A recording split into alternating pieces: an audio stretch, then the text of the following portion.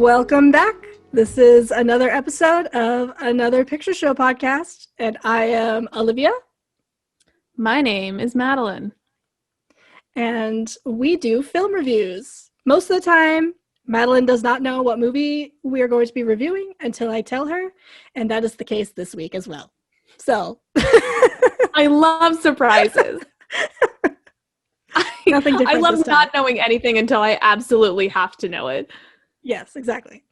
So this week, I was thinking, since we're starting to get into Oscar season, we can start watching and reviewing movies that have a lot of Oscar buzz going into 2020, the 2020 Oscar season, and we can also watch just movies that have had Academy Award acclaim in the past. So, fun fact, I did not know when Oscar season was. People just be like, it's award season, but I really felt like they said it at any point in the year, so I never knew when it was. I think I was just going to say, like, I never consistently watched the Oscars, so, like, yeah. I never knew when it was. Like, I think I've seen the Oscars start to finish twice in my life. I think it was the year Anne Hathaway won for Les Mis was the only year I watched the Oscars from start to finish. And then the last time I watched it, I watched the last half, and it was when Moonlight won, but they announced the wrong movie at first. Yeah. Yeah, that was awkward. Moonlight. Oh, no. The year, wait, was it the same year? Sorry. I'm wrong. I don't think I watched the year that Anne Hathaway won. I think it was the year that John Travolta was like, Adele Dazeem, and then everybody was like, is he okay? And then Idina Menzel had to go on stage after that and sing Let It Go. So, because that was the year Frozen won. I remember, yes, it was that year. I don't remember which year that was, but maybe when we come back from our review, I'll have that fact. Okay. But yeah, so I figured we could start watching some movies that have Oscar buzz attached to them. So this week, Oscar season is usually, I think, supposed to be like October to December. That's kind of like when all the like big Oscar movies or movies that people think are going to have a lot of like award potential come out. I personally think that there are plenty of movies that come out during the year that are Oscar worthy. They just, for some reason, only look at movies that come out between October and December of a specific year.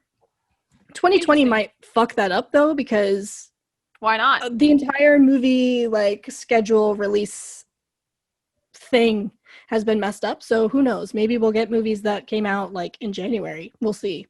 But so this week I thought we could start out with a movie that already has a ton of Oscar buzz, and it's our very first 2020 release on this podcast. It's our very first Aaron Sorkin movie on this podcast, and maybe our last Aaron Sorkin movie on this podcast. We'll see. This week, we're going to be watching and reviewing The Trial of the Chicago 7. Oh. I don't know what that is. I mean, not at all. So... Like, I have no idea. It's not a documentary. No. It's okay. Are you familiar with a lot of Aaron Sorkin movies? He did the what movies? Aaron Sorkin movies. He's a writer. No. All right. Well, this is gonna be fun. Okay, so he's a very, very famous writer in Hollywood. He's well known for his like fast, quippy dialogue, and he does a lot of like courtroom dramas. Like he really likes courtroom dramas and like political. Did he do dramas. A Few Good Men? Yeah. Oh my god, no, he did. Oh.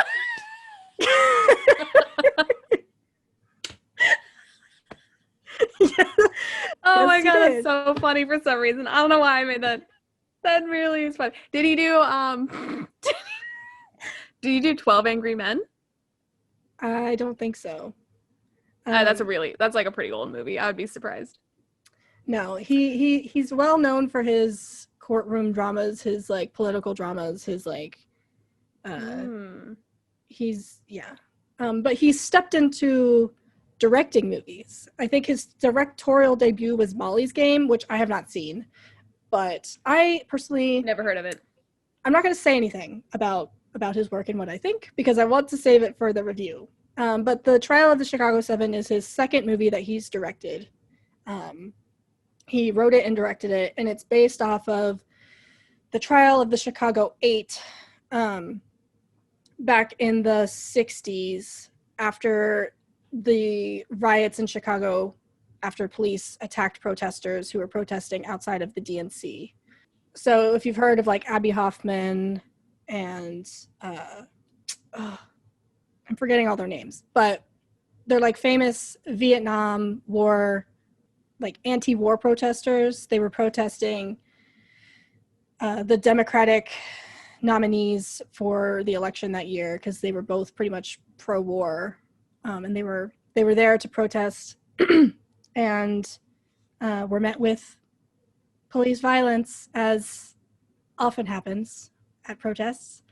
And then there was a trial and the shenanigans ensued.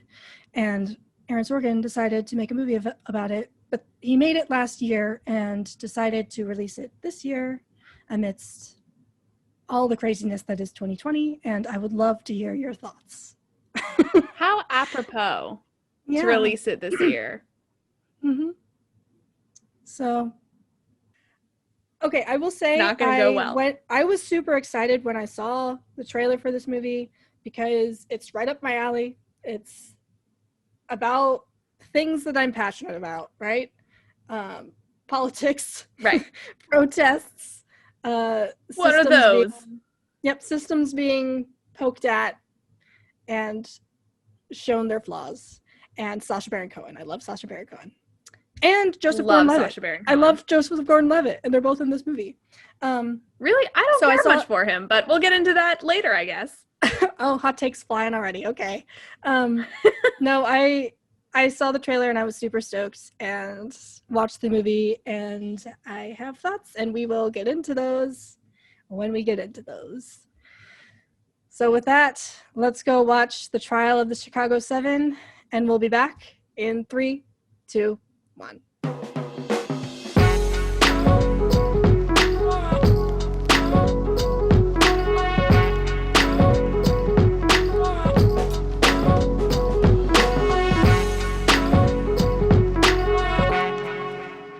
All right, we're back, y'all.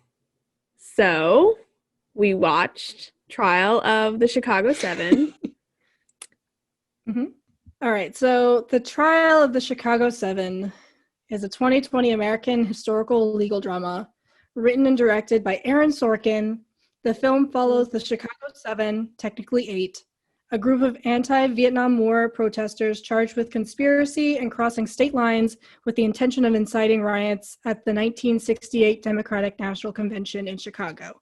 It features an ensemble cast that includes Yahya Abdul-Mateen II, Sacha Baron Cohen, Daniel Flaherty, Joseph Gordon-Levitt, Michael Keaton, Frank Langella, John Carroll Lynch, Eddie Redmayne, Noah Robbins, Mark Rylance, Alex Sharp, and Jeremy Strong. So with all that, Madeline, tell me your just first reaction to the movie. Okay, so by the time it was over, because there were at one point I was like, when will this end? Like, but I can see how a lot of people will rave about it. Because I even brought it up to my coworker today. I was like, I watched Trial of the Chicago 7 last night. And he was like, oh, my dad loves that movie. He won't stop talking about it. I need to watch it. And I was like, well. And I kind of like ruined his day because I like popped off a little bit. Like probably not as much as like other people would. But like I was like, But like with most historical dramas, it's got its inaccuracies, and it's got like pretty big inaccuracies. They like, especially when I constructed the timeline, because I did the timeline before I watched the movie. So when I was like watching the movie, there were points where I was like, okay, that definitely did not happen when they are saying it happened, because I like literally had my laptop and like the little little timeline up like a little nerd, and I was like, wait a minute. Needless to say, it was okay. Like it was like a movie where I was like, right, cool. Like if I knew nothing about the subject matter, I would think this was a pretty moving movie. But there are also moments where I was like, this is too much. This is too much drama. This is definitely not how these situations happened. So stop. And that was essentially it. Yeah. I think I saw this movie when it first came out, and I was like really hyped for it. It's like right up my alley. It's like history. It's a little bit of legal stuff. It's, pointing out problems in the system. Sacha Baron Cohen. Jazz. Yeah, Sacha Baron Cohen, my one true love.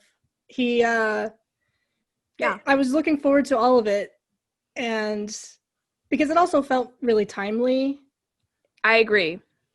But after watching it, I felt like it really, really, really missed the mark for a lot of different reasons.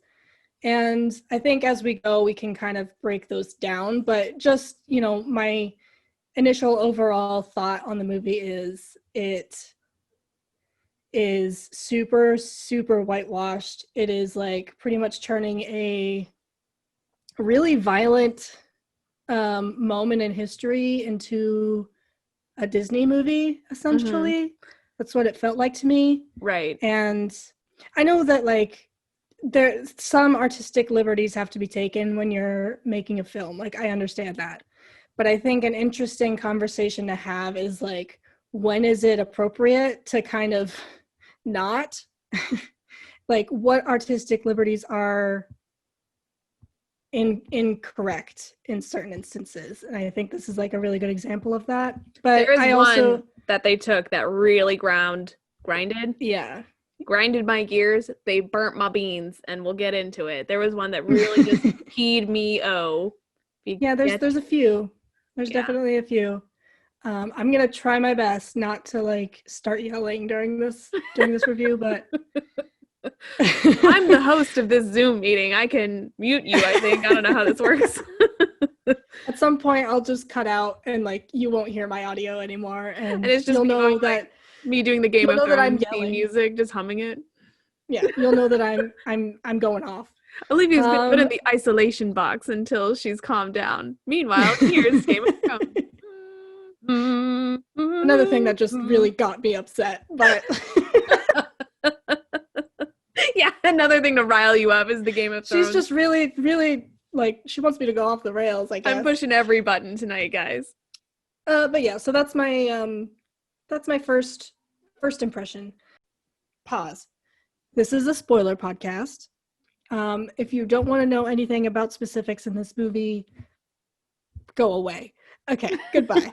Watch it, then come back and be upset too.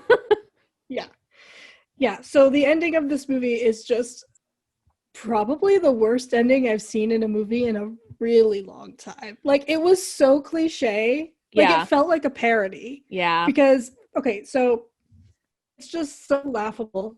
Like the slow clap is a meme. They used it in this movie. Like, he starts saying the names, which I'm just going to say it now. Did not happen that way. It wasn't even him who did it. It was Dave Ballinger. Him who did it, and also they were reading off the names of Vietnamese people in the Viet Cong as well as American soldiers, but that wasn't mentioned, which kind of just plays into the liberalism of Aaron Sorkin's storytelling. But I will calm down. He starts reading the names. Everybody just starts clapping and standing and like just clapping for like 10 minutes. When Joseph Gordon-Levitt's character stood up, I was like, fuck this movie. I was like, fuck this ending. Because he like had so much in real life. The character that he plays in real life had so much disdain for the defendants and was like really, really not in support of them at all. So like to have Sorkin kind of create him as a sympathetic character at the end, like, oh, well, it's kind of like good guys on both sides kind of thing. So, like, it plays into a larger issue of that the movie has, like, who Aaron Sorkin is actually trying to, like, make the villain of this movie. Because Richard Schultz was the lawyer, by the way. Yeah, Richard Schultz. He stands and is like, respect for the fallen.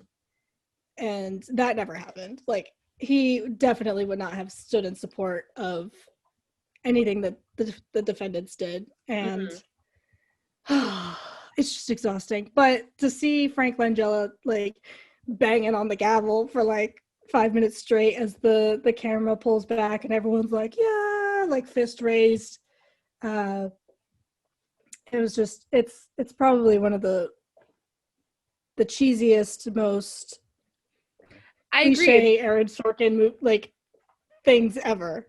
It felt like the end of like High School Musical, like when they win, like when the basketball game has to be postponed because like shit happens, and then they win the game, and like they just after they had finished singing "We're All in This Together," like that is like comparable to the ending of this movie. Like the music starts to swell, everybody's just like standing in this courtroom, like everybody's like, yes, except for the judge, who's like, no, there like, will have order, traveling like, I'm still racist, like.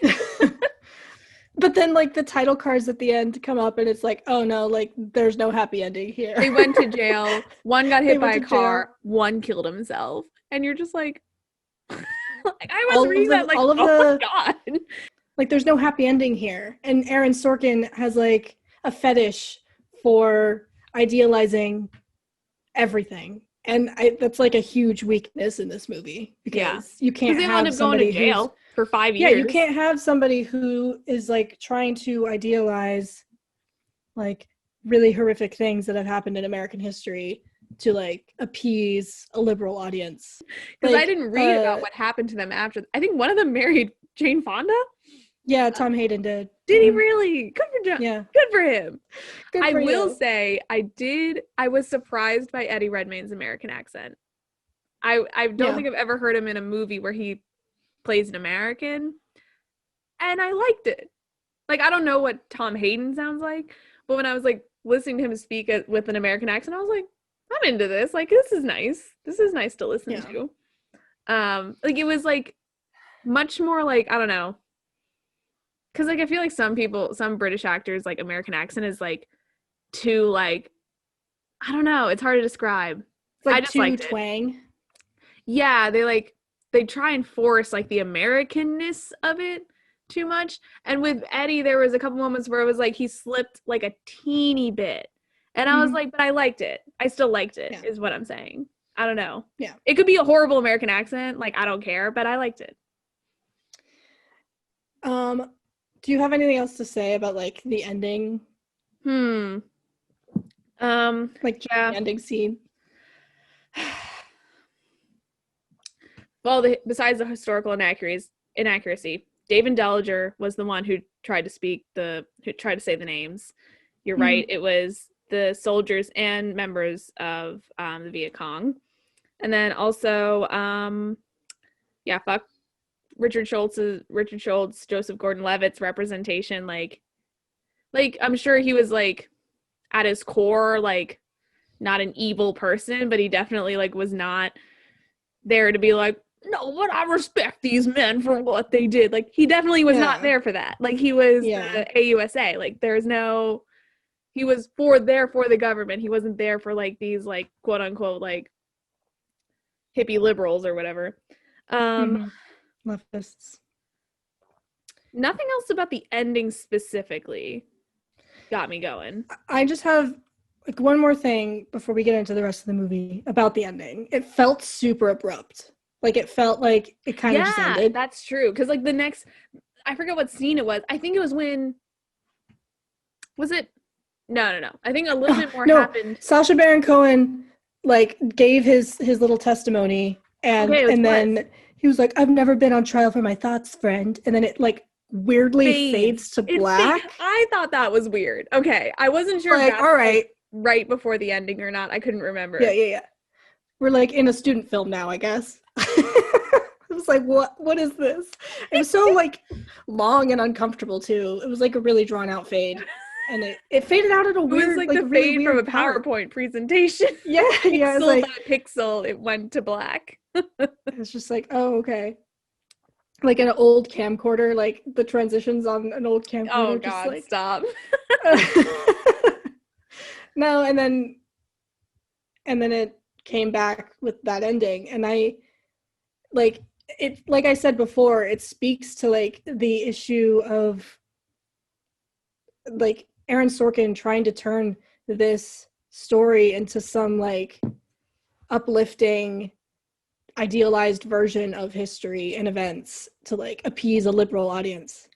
Right. It like really, really bites itself in the butt because there was no happy ending in this case at all. And I mean, the needle hasn't moved. The case got overturned, but like, well, I mean, like the needle hasn't moved since 1968. Right. So like, there's no, you can't spin it to be like, I'm trying to. They did something here. Right. No, I agree. They did something here. I feel like if they had like one more scene in between, like Abby Hoffman's weird fade out and the ending, it would have been easier. Yeah. But like they were just like fade to black. No, bring them in gray sweat or gray like prison suits or whatever. And I was like, what? I was like, okay, so were they like, what? When did they change? Like, is this? I thought it was the same day. And then they were like, no, this is the sentencing. And I was like, oh. We had them go change and come back in. Right, yeah. Yeah, go get in your jumpsuits, come back out. We'll talk about it in 15. So yeah, all in all, the ending was like super corny. Didn't really care for it. But I was mad beefing with the Fred Hampton, like, random insertion into this, like, of all, well, I guess not even of all, but like I get that like the Black Panthers had like a role to play because like Bobby Seale was part of the trial for a time, but like why bring him into it? So Aaron Sorkin has an issue writing people of color, I think, in general. I feel like, he tries to focus on like each individual member of the seven in like one way or another, or like there's too many like protagonists that it's like really convoluted, which means that when we talk about Bobby Seale and his involvement in the Black Panthers become caricatures because there's no context given for them and their involvement in this trial other than like, look at all the Black Panthers sitting around their headquarters, polishing their guns and like wearing sunglasses inside. It's like, it's so cartoonish. It's like ridiculous. And Fred Hampton, like, I honestly don't know why. I think maybe he's just like the only prominent Black Panther he knew besides Bobby Seale. So he's like, Fred Hampton was there, sure. And we have to like tie in some weird like injustice done to the people involved in this. We have to show Fred Hampton's murder, even though like after Fred Hampton dies and after Bobby Seale is in the courtroom, they don't show up in the movie at all for the rest of the movie. So here's like, also like it's so absurd. It's stupid. And also like, so in the movie, Bobby Seale's like big outburst that leads him to being like bound and gagged in the courtroom is the supposedly in the movie the day after Fred Hampton was killed by the police in a shootout, right? So, according to my accurate historical timeline, Bobby Seale was severed from the trial in the beginning of November, if I'm not mistaken. Fred Hampton was not killed until literally a month later in 1969. He was killed like December 5th or something like that, 1969. So, like, I don't know what bullshit, Aaron, you were trying to pull, but like it didn't make a lick of sense. I was sitting there and I was like, because as soon as they're like, oh, I'm Fred Hampton, I was like, like literally watching the movie, I was like, Fred Hampton, really? He was there. Yeah. And then I like Googled it, and of course the first thing that comes up was like, he was not there. Yeah. Big, bold, capital letters. Basic historical research, Aaron. That's what you should have done. Okay. Sorry. Okay, so No, it's all good. I totally 100% agree with you. But I have a quote from Aaron Sorkin about like the liberties that he took and like why you have to change a bunch when you're making a movie. And I feel like this is a perfect segue into like that conversation. So before a film can be anything else, relevant or persuasive or important, it has to be good. It has to tend to the rules of drama and filmmaking. So I'm thinking about the audience experience. This isn't a biopic. You will get the essence of these real life people and the kernel of who they are as human beings, not the historical facts. And I feel like in this instance, like that's okay for some like movies based on real life events. But something like this that is like so relevant to like what's happening now, and so like you're representing people's ideologies and like people's historical impact on like our country, right? and like and you like Fred Hampton and the Black Panthers in this movie narratively make no sense. Like if he had focused on them as like the center of the story and it was about Bobby Seale, it might have felt more cohesive, but we should have probably had a different writer. Also, right. Well, first of all, yes. Yeah. Also, like this movie wouldn't be about the Chicago 7. Like you said, it should be about Bobby Seale and like his participation in being the co-founder of Black Panthers. Like that would have been, I want to see that movie. Actually, can somebody make that movie, please? Olivia, can you get on that? Thank you. Can you get I don't know if I am appropriate for that either, but I'm sure someone get some balls rolling, see who bites. Me like swirling my beer. I'm like, things to say. Just threatening me, guys. It's a broken beer bottle. I swear to God. Okay, so also with that quote, that makes me angry because it's like, bro, you're not making a movie about like fucking Braveheart. Like you're not making a movie about Amelia Earhart. That rhymes. You're not making a movie about somebody who like was like the first to do something, but this isn't about like some major political event that's basically being in a sense repeated today. Like the same problems are, like as you said, are persistent. The needle hasn't moved. These are prevalent issues that unbelievably are still going on like almost 60 years later, you know? So the fuck. Like I think that there's always going to be artistic liberties taken.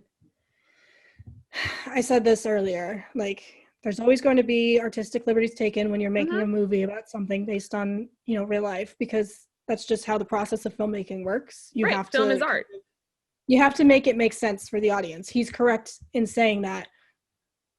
But like the audience isn't dumb, and I think he feels like his audience is dumb, and like he's creating an experience that they like won't understand otherwise. Like if you just base it on the truth, that's not interesting enough somehow. If you base it on the truth, the audience won't care.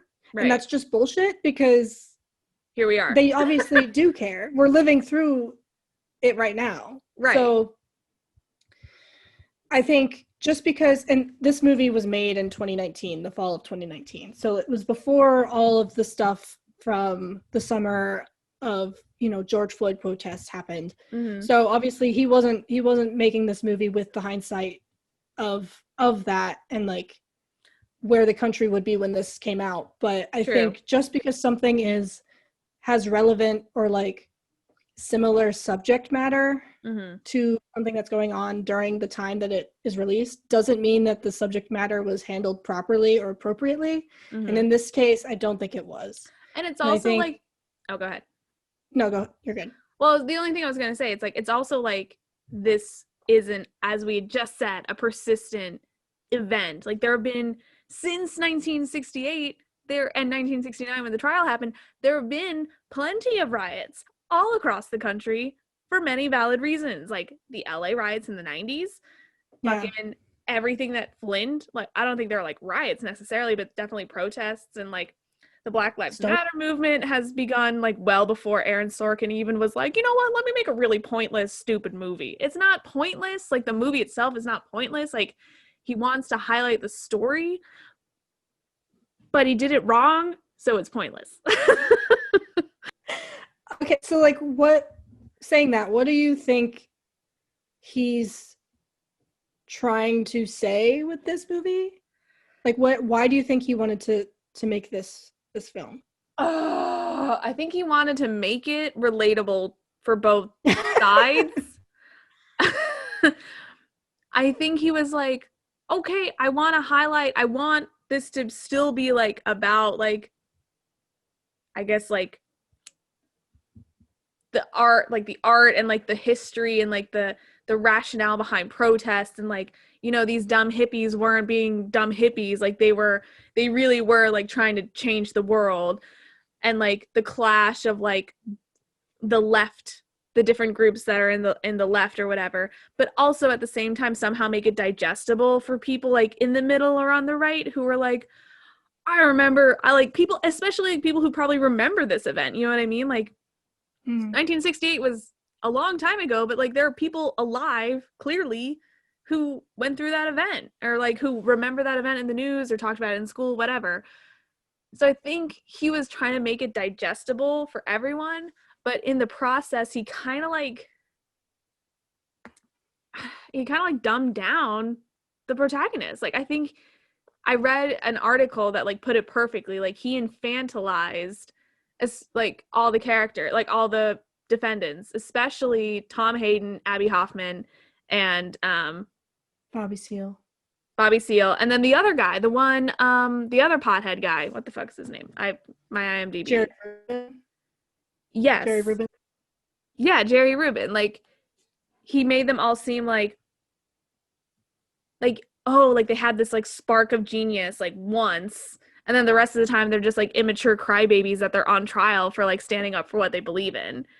And then on the other side, they have like, he made Joseph Gordon-Levitt seem like I kind of get it, but they still broke the law, so I gotta listen to my mean boss, the attorney general. Like, fuck you. That is not how that happened. And you know it. So I don't know. I'm being mad. I think it's just too much placating to like multiple audiences. If you're gonna make a film about something that made people mad at the time, make people mad now. Who the fuck cares? Everybody's mad for many different reasons. I don't give a shit. Just don't treat people like they're dumb, and don't don't be stupid. Yeah, I think I was listening to a podcast called The Dollop about Abby Hoffman, and they were talking about this movie and how like Abby Hoffman and the rest of the Chicago 8, like they all kind of represented different factions of the left, right, of the left at the time. They all weren't like on the same page about like how to approach making change, but they were all working towards the same goal. And so like there wasn't as much hostility between everybody as there was in the movie, but like they obviously still like had their different views on how to approach it. Right. Like Abby Hoffman was like a Marxist anarchist, and he was not that in this movie. He was like very liberalized, very like watered down. Yeah, he was like a stand-up comedian who didn't like the Vietnam War. That's like what they made him to be. Yeah, I don't know. And then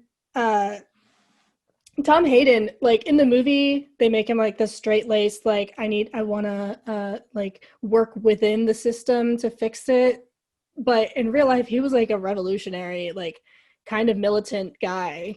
Like there's a reason 800 people followed Abby Hoffman to the fucking police department, and it wasn't because he was like cute little Eddie Redmayne on stage, like, well, guys, like this sucks, you know? And people are like, yeah, and then he gets arrested for like letting air out of a tire. Most people would be like, okay, like that sucks, but you know, we'll see you when you get out. No, if he was like a big fucking deal, which he obviously was, that's why 800 fucking plus people followed Abby to the police station. Sorry to interrupt. That got me. It's all good. Mad. I agree.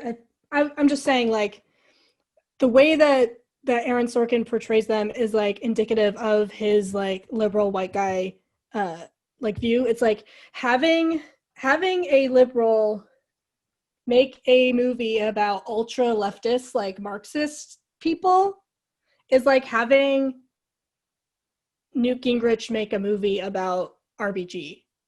Like it just is like super unrepresentative of like the actual ideas that were happening and like the actual ideologies and reasons behind their actions, and like it's just not pointed in any direction that's relevant, you know? Like Aaron Sorkin he points at the systems, like the problems in the systems in this movie, but then like is okay with ending it on the note that he ended it, where like it's all good because there's good people on both sides. So like it's okay that nothing's changed. There's like hope. And it's like, no, bitch.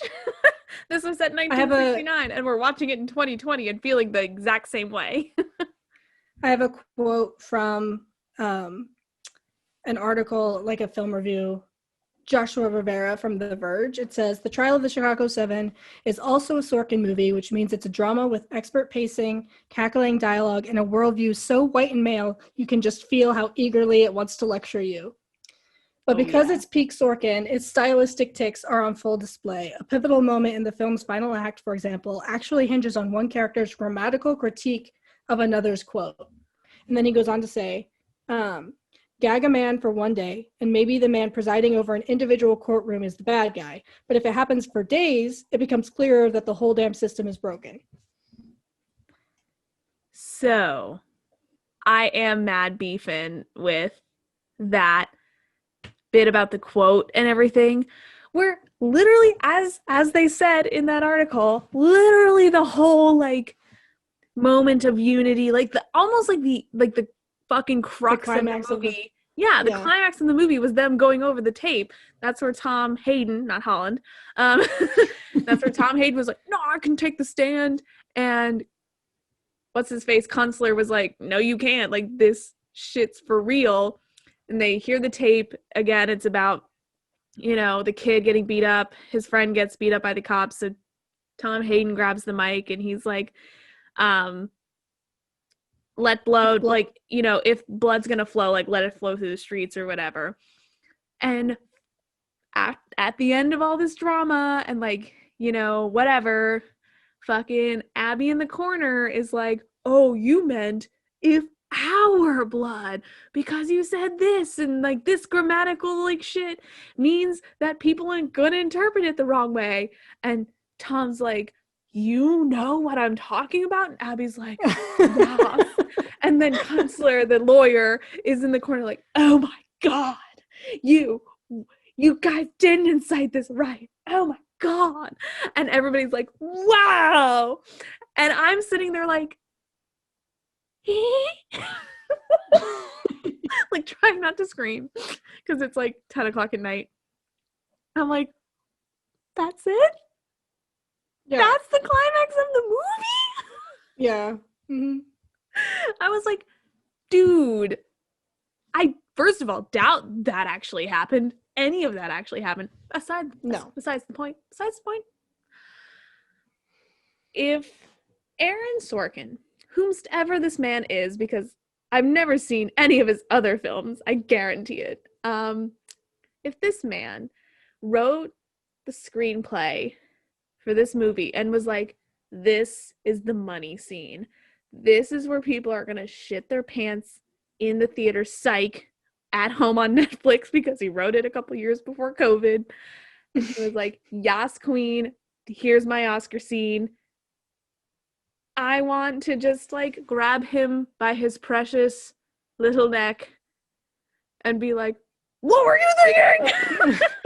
All right. So originally, Aaron Sorkin and Steven Spielberg were supposed to work on this film together. Spielberg would direct, Aaron Sorkin.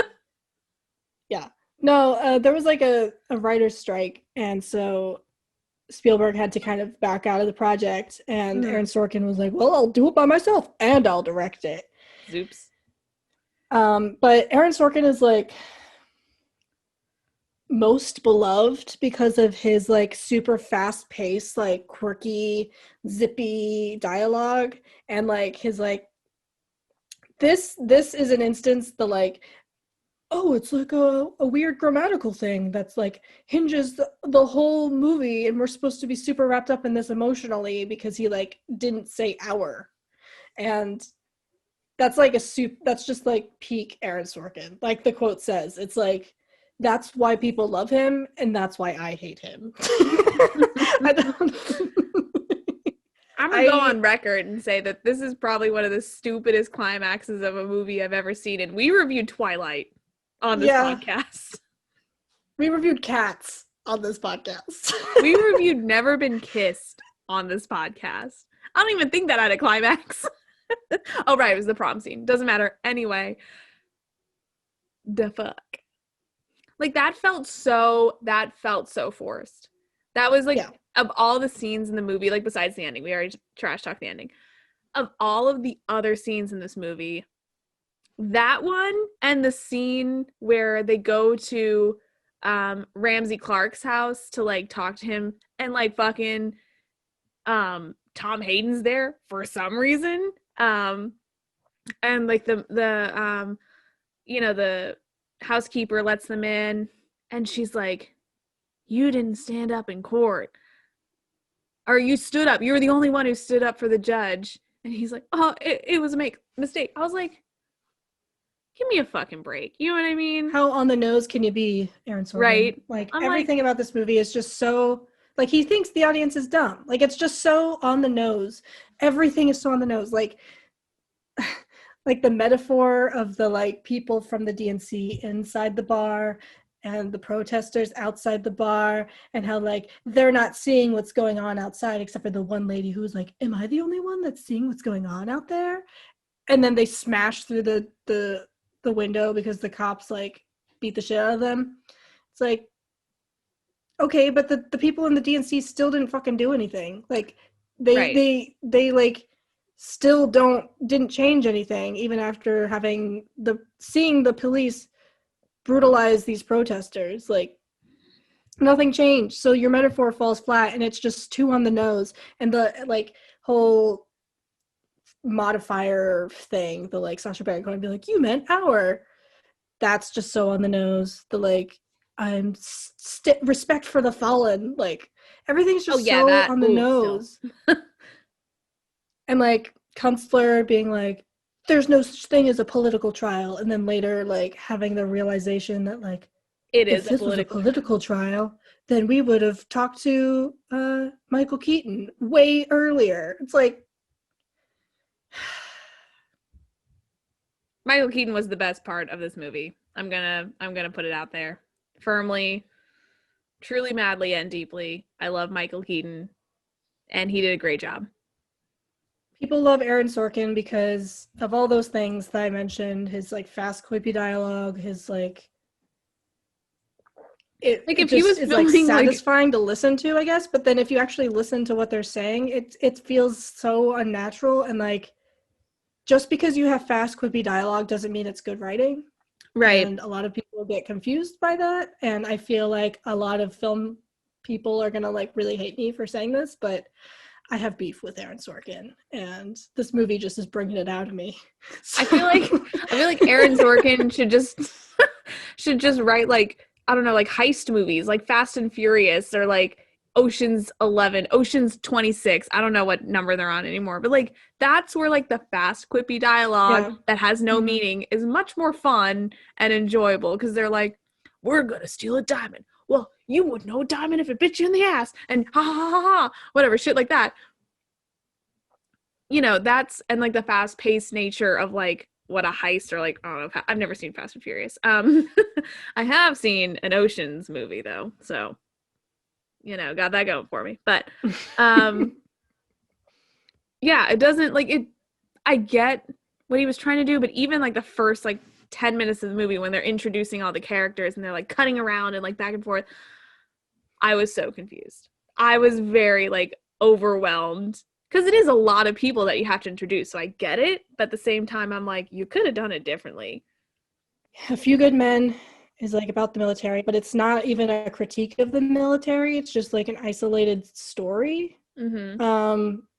Like he did The West Wing and Newsroom, which are both like about like the White House and the administration, and then also like the like Fox News like media outlet kind of. Wasn't The West Wing a TV show? So he likes to like write about systems, but he has no but he has like no critique of the actual system. Like I don't like, this is why I have beef with him, because he has obvious talent in like constructing interesting dialogue, but it's used really inappropriately.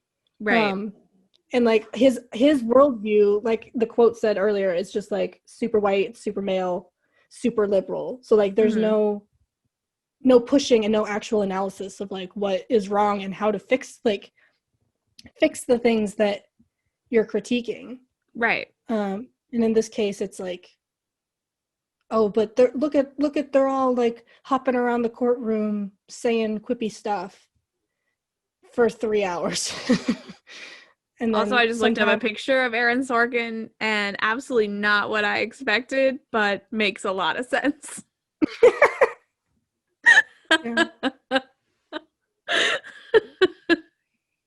Also, I'm not going to say anything mean, but yeah, I definitely. Yeah. Okay.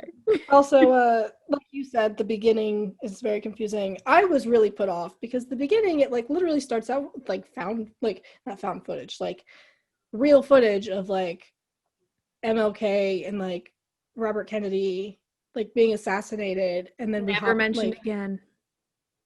Well, but it's too like really upbeat, like fun music.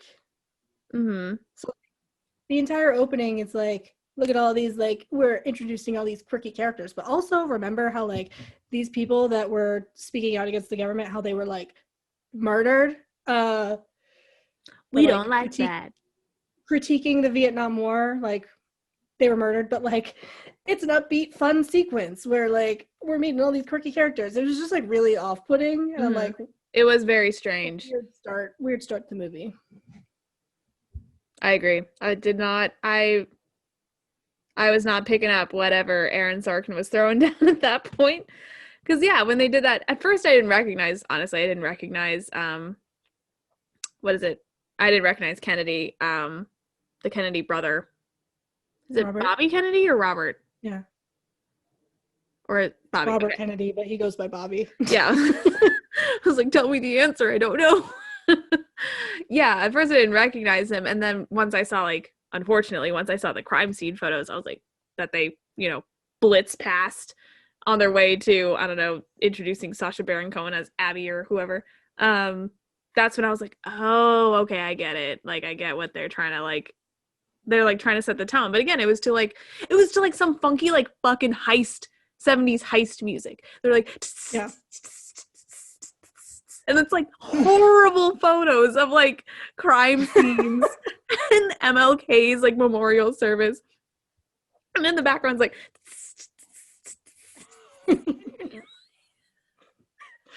Yep. What? Just like the tone is like, all over the place. I was already very put off, but I didn't even really think about it until you said it. That's awful. I shouldn't laugh because it's like, about these people's... it's just like, it's ridiculous. It just, a lot of things about this movie are ridiculous. And I'm just upset because I know that people love this movie and it's going to get a ton of like Oscar attention, and it's just a shame because it's silly. But I think we can kind of start to wrap it up. I want to ask, is there anything that you liked about this movie? Besides Eddie Redmayne's American accent and Michael Keaton, I appreciate the attempt. I will say it that way. Because, like, it is... Try. You tried, boo-boo. A for effort. What I do appreciate about it is, like, it does attempt, as I said, to highlight a moment in history that a lot of people don't know about. Like, a lot of people our age don't know about, because we obviously were not alive when that went down, and our parents were probably very young when it happened.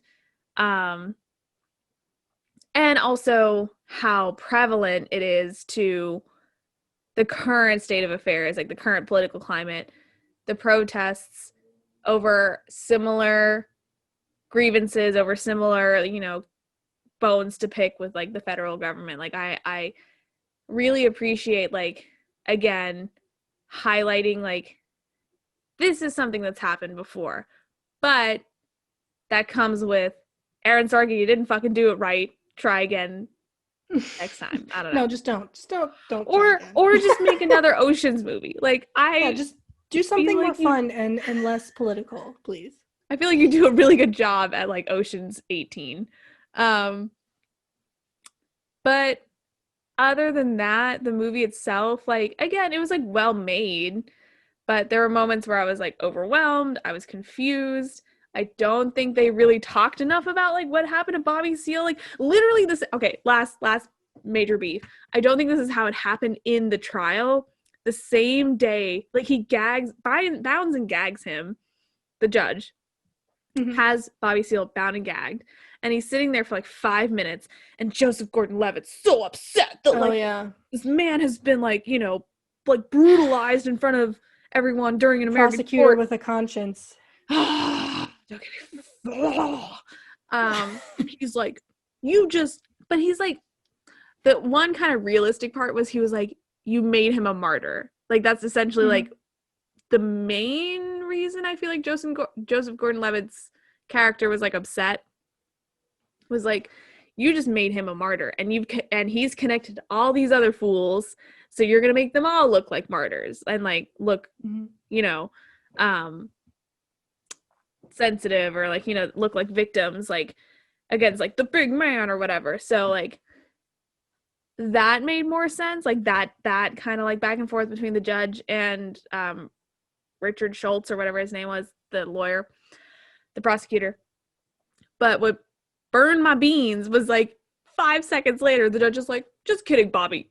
Get out of here. Mistrial. Get the fuck out of here. Goodbye. We'll see you again in court some other day. Like they only talked about like the definite difference in like brutality that Bobby Seale faced versus the 7 other white dudes who were defendants. Like they were all out on bail, and then Bobby was held, you know, in jail because like of his, you know, outstanding issues in Connecticut, which ended up being incorrect anyway. So it felt like the white man coming in to save the day, like very high key white savior vibes. I was like, get your ass out of my face, Joseph Gordon-Levitt, aka Richard Schultz. How dare you think you made a difference in this situation when historically you probably made it worse, but most definitely not better. Yeah. Like, so just another instance of good guys on both sides. This individual courtroom was a craziness, but like ultimately, if the good guys keep persisting, then everything will work out in the way it's supposed to. And that's just like the needle hasn't moved for a reason. Like that's not how it works. So right. Screw everything. At the end of the day, the only thing I really liked was Michael Keaton and Eddie Redmayne's accent. That was about it. Yeah. What about really you? Hard time. I'm having a really hard time like thinking of something I liked, but I think I agree. I think I appreciate the attempt, because obviously it's become a talking point for a lot of people, and people are actually like looking into the history of it. But like at the same time, I don't think that's enough. Like if you want, like either you represent it the way it should be, like up front, so people don't have to do the research to figure out like how incorrect you are. Or I don't know. I appreciate the attempt. I think Sacha Baron Cohen is like a perfect human being most of the time. I think that it's a shame that they didn't really go into a ton of what Abbie Hoffman did during the trial, because it was bonkers. Like they left a ton out, and it's like he was dedicated to. I'm also definitely downplaying how they had a girl named Bernadette answering the phones, and people were alluding to the fact that she was like, I forget her name, Bernadette, the woman essentially who like created like Weather Underground. So like, especially like, I understand like it was about the 7 or the 8, but mostly the 7, but like they were not the only people who were a part of this. They were the only people charged, but they're making it seem like the 7 of them like fucking Power Rangered together and like form of like fucking a riot or whatever. I don't know, but it just seems so like they just like put all the 7 and Bobby Seale and the major players like the judge, the former attorney general, and like the prosecutors in a bubble and like transcended all time and history and just like let it happen. Oh, and then they threw Fred Hampton in there and like it didn't make sense. So yeah, I don't know. I'll go on. Like I'll just keep repeating the same thing. There's so much to critique about this movie, but I don't want to wear myself out with negativity. Right. That's right. You know what? Yeah. You're right, boo. I knew I was going to get worked up coming into this, but I'm trying to leave on somewhat of a positive note. I love Sacha Baron Cohen. I love Michael Keaton. I love Eddie Redmayne. Yeah. Yeah. The end. I am happy that people are looking into this and like kind of seeing how history hasn't changed and are able to critique this movie with that lens. It gives me a little bit of hope that people are moving past the like Hollywoodization of events like this. I feel like we're moving past the need for everything to be idealized to make people happy. And I'm looking forward to Aaron Sorkin's interpretation of Ocean's 18. I can only imagine what his next project is going to be. But yeah, so with that, do you have any final thoughts on Trial of the Chicago 7? It's funny. I went into the beginning of this being like, I get why people are mad, but I'm not that mad. And then I guess the more I thought about it, I'm like, no, this is actually stupid. But no, that's all I got. I'm wholly satisfied with everything I've said. Yeah, I'm getting angry over movies with you. It's been fun. It's just a cathartic release. It is. It feels good. Just get my thoughts out about stuff that ultimately doesn't really matter that much. But we're gonna keep doing it anyway. We're gonna keep hitting on movies anyway. My bread and butter, bitch. Yeah. All right. So with that, you can follow or watch this podcast on YouTube. You can listen to us on Spotify, on iTunes, on Google Podcasts. You can follow us on Twitter at AnotherPicPod, and you can follow us on Instagram at Another Picture Show. And yeah, cool. I hope everybody is doing okay and hanging in there with all these crazy shenanigans. Oh, because this movie is going to be released on Tuesday, on Election Day. Oh, ooh, spicy! I love it. I hope everyone's okay. I hope everyone's doing okay. I hope everyone's hanging in there and enjoy your week. And we will see you next time with another. Just let us know. Yeah. We're probably stressed out too. Leave a comment. Just tell us about your day and what's going on. We'd love to hear from you. Truly. With that, I will see you next week with another crazy wild review that hopefully won't make us mad. I love you. I love you. Bye. Bye.